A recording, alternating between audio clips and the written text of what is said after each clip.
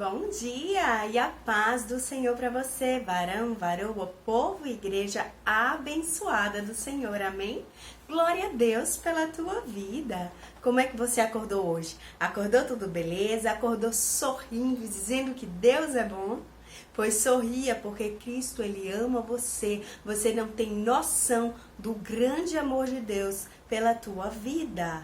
Vamos começar esse dia maravilhoso da melhor forma possível, falando com o nosso Deus e Pai. Deus de Abraão, de Isaac, de Jacó, Deus Todo-Poderoso, obrigada, Senhor, por todas as coisas. Obrigada, Senhor, porque até aqui o Senhor tem sido conosco, tem nos ajudado, tem nos sustentado com tuas mãos fortes, Pai.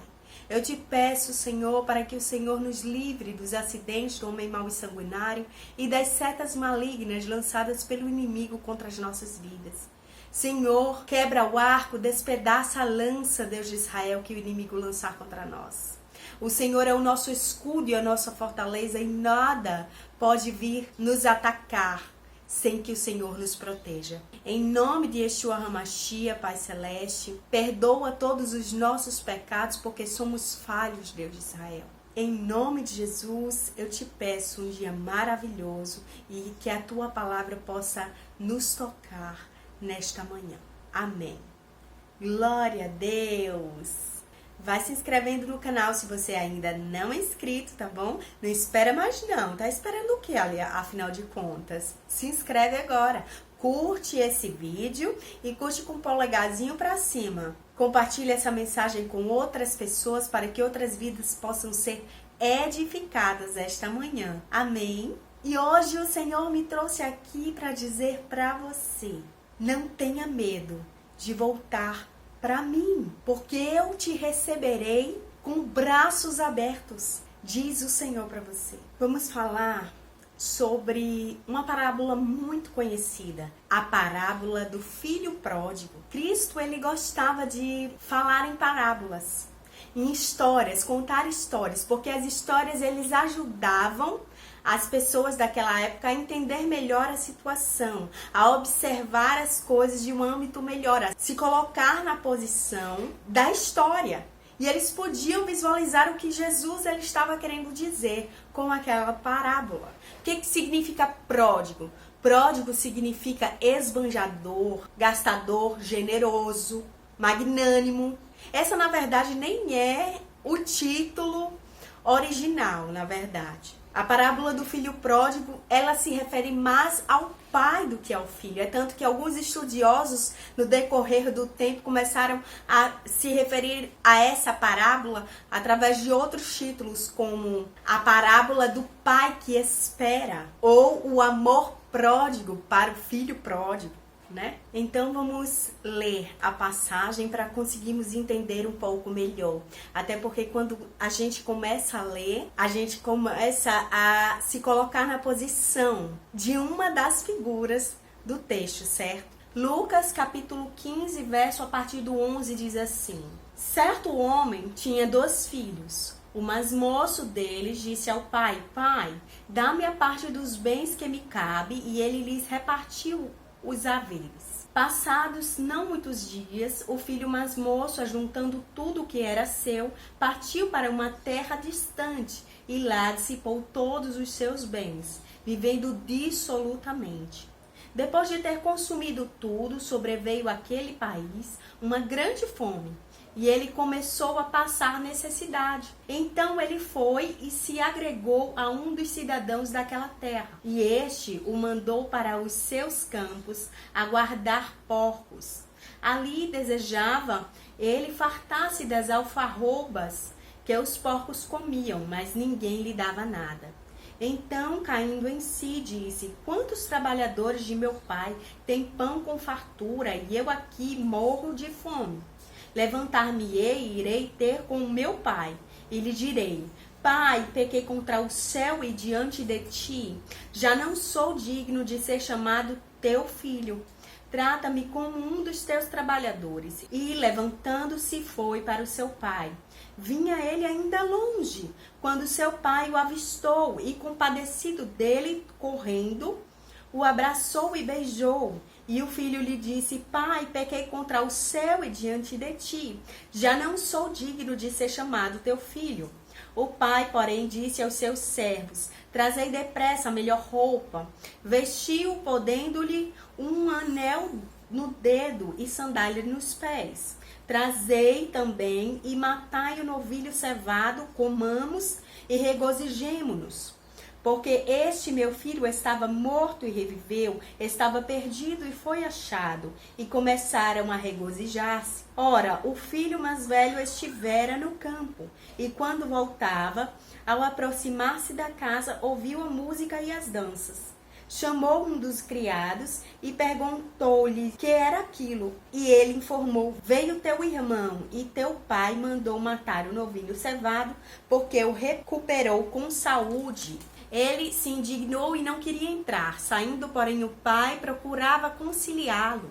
Mas ele respondeu a seu pai: Há tantos anos que te sirvo sem jamais transgredir uma ordem tua, e nunca me deste um cabrito sequer para alegrar-me com os meus amigos. Vindo, porém, esse teu filho, que desperdiçou os teus bens com meretrizes, tu mandaste matar para ele o novilho cevado.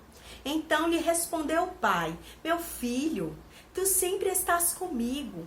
Tudo que é meu é teu. Entretanto, era preciso que nos regozijássemos e nos alegrássemos, porque este seu irmão estava morto e reviveu, estava perdido e foi achado. Glória a Deus! Quando Jesus ele contou essa parábola, ele estava contando essa história para o quê? Os publicanos e pecadores. Quem eram os publicanos? Os publicanos eram pessoas que arrecadavam impostos ou que trabalhavam para o Império Romano naquela época. Eram judeus assim. E eles eram considerados traidores. Os pecadores eram as pessoas marginalizadas naquela época, ou quem tinha má reputação dentro da sociedade. Ou seja, elas não tinham padrões de vida aceitáveis pelos religiosos daquela época. Portanto, o que estava acontecendo?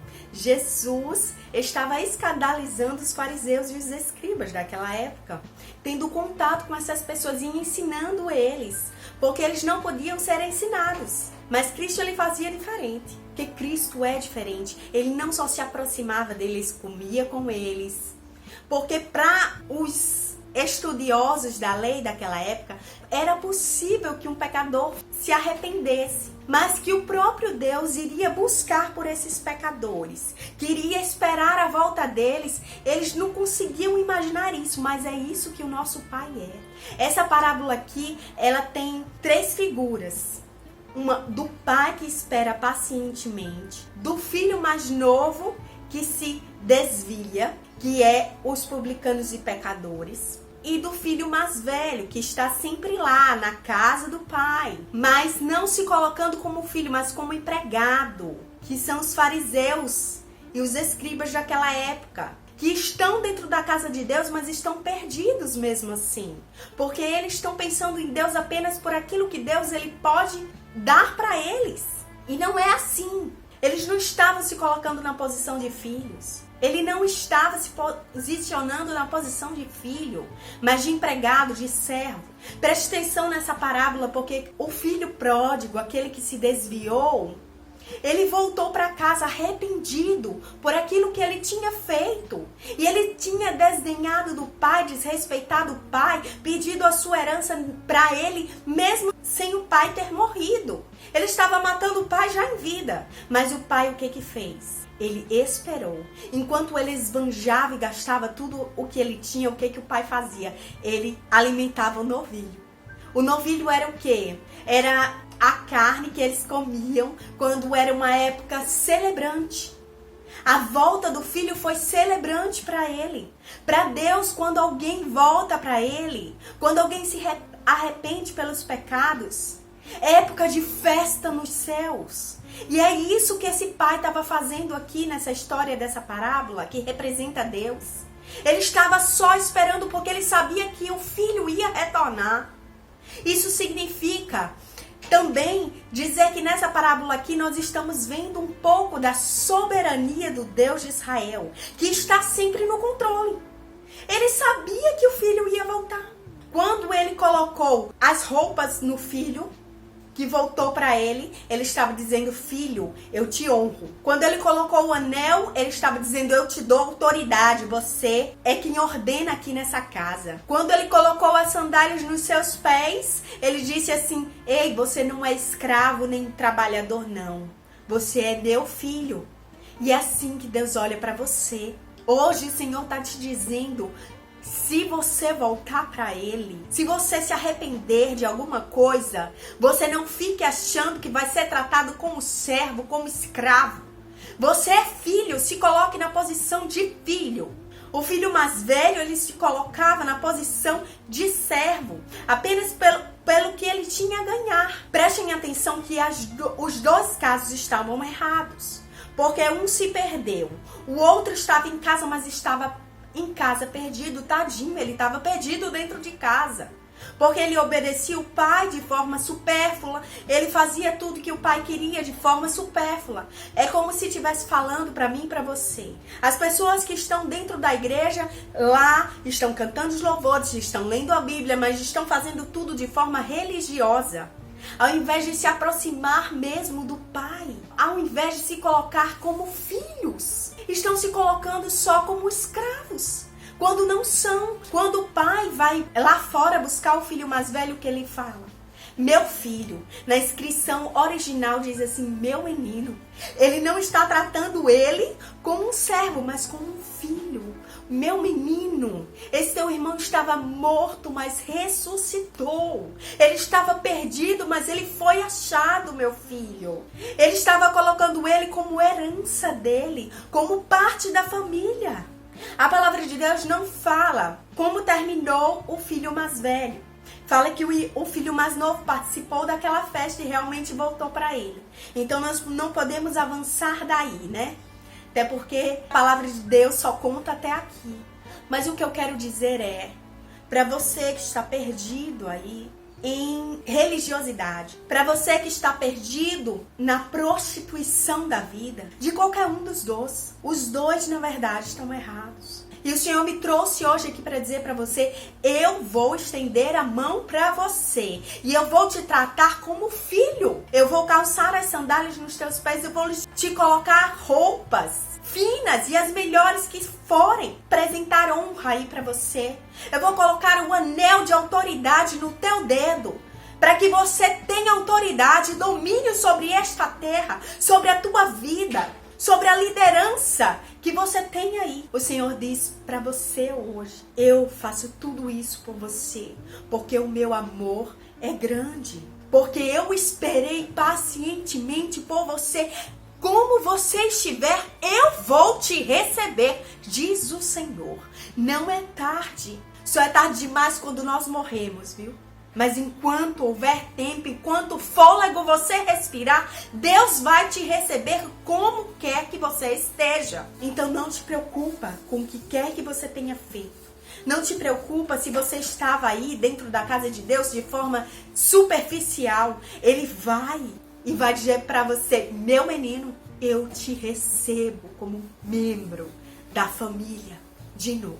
Amém? Vamos orar. Deus Pai, Deus querido, Deus amado, Deus poderoso, obrigada, Deus, por essa palavra grandiosa e poderosa sobre as nossas vidas. Porque, Senhor, hoje o Senhor nos ensinou a nos colocarmos na posição de filhos, Senhor. Muitas pessoas estão dentro das igrejas na posição de empregados e escravos só para não perder aquilo que o Senhor tem, mas mal sabem elas que se elas continuarem assim perdidas, mesmo dentro de casa, elas vão chegar aí e vão escutar: nossa, eu não te conheço, porque não conhecia mesmo, porque elas estavam lá só esperando algo de ti, quando na verdade elas tinham que ter se colocado na posição de filhos e ter pedido para se integrar com a família que é ti, Senhor, e que através de nós mesmos, das nossas posições, de quem nós somos, não somos nada, daquilo que fazemos, não podemos obter a salvação através disso, mas somente através de Cristo Jesus, que morreu e ressuscitou por nós. Nós somos completamente dependentes da tua graça e da misericórdia sobre nós, Deus de Israel. E não através dos nossos próprios méritos, daquilo que fazemos, apenas de obras, mas de amor. Porque a palavra do Senhor, ela diz que eu posso dar a minha vida, mas se não houver amor, de nada adiantaria. Oh, Deus de Israel, quando o teu filho e quando o Senhor Jesus Cristo deu a vida por nós, havia amor. Hora nenhuma ele reclamou, mas ele diz: perdoa-os, porque eles não sabem o que fazem. Eles são meus filhos, mas estão cegos. Oh, Deus Todo-Poderoso, nos enche com a tua glória, com a tua graça, com a tua unção, com o teu poder, Deus de Israel. Nos livrando do mal, nos guardando e nos protegendo e nos aceitando, Deus de Israel, como quer que nós estejamos, para nos receber, Senhor, com honra, com autoridade e como filhos. Em nome de Jesus eu te oro, te agradeço e te peço. Amém. Glória a Deus. Você aprendeu muito da palavra do Senhor hoje, porque eu aprendi que eu sou filha de Deus e você também é filho de Deus. Se coloque nessa posição. O Senhor, Ele quer dar honra para você, quer dar autoridade e quer dar uma posição de filho e membro da família de Cristo, tá bom? Tenha um dia abençoado na presença do Senhor. E se assim o Senhor permitir, até amanhã. Tchau, tchau!